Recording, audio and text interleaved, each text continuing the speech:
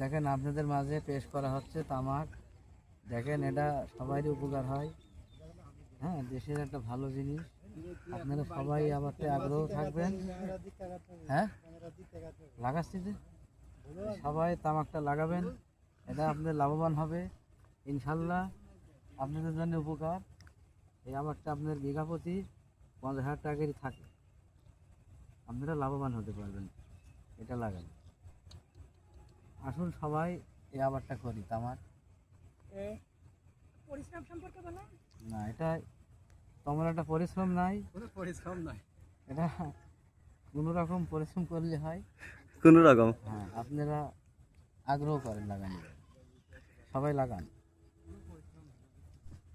অল্প দিনে মেয়ে বিয়ে দিতে পারবেন এই আবাদ হলে। দেখেন লাভবান একটা ব্যবসা। আপনারা যদি পারেন এই ব্যবসাটা করতে পারেন। এইটুকু করবে, আমার আর কিছু বলার নাই। হ্যাঁ, আমি সেই রিসিটিং করার কারণটা কি?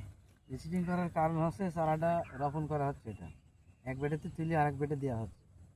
এই চারাটা আবার জমিতে লাগানো হবে, তাহলে তামাকটা সুন্দর হবে, পাতা বড় হবে। এই আর কি।